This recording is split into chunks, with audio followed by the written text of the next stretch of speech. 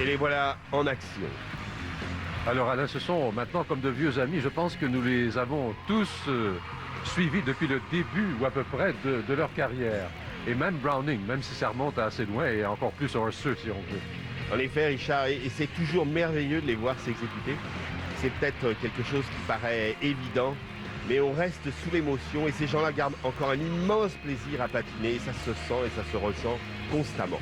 Garde un immense plaisir, mais garde aussi la forme, hein, parce que ça c'est extrêmement important, parce que David Pelletier disait tout à l'heure, bon, et il semblait dire que c'était plus facile, et sans doute que ça l'est aussi chez les professionnels, la pression est moins grande, bon, on n'a pas besoin, il n'y a pas de juge, mais quand même, il faut vraiment physiquement, toujours se tenir en forme. Disons que l'argument n'est pas le niveau de difficulté, mais l'expression, la communication avec le public, la présence qu'ils ont sur la glace va faire que le public va les applaudir à tout rompre.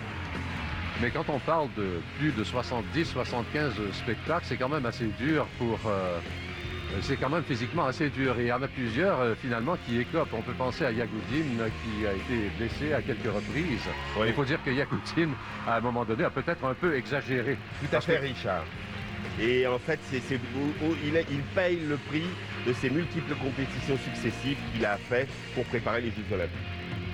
Et plus on progresse dans ce sport du patinage artistique, plus les muscles, plus l'ossature est mis à contribution. Absolument, c'est un sport très traumatique parce que les multiples sauts et récections font qu'il est évident que ça donne des chocs très importants au squelette et les gens s'en ressentent. Et quand même, on persiste et on signe et on dure. Et je pense que le meilleur exemple est celui qu'on voit en ce moment, Kurt Browning.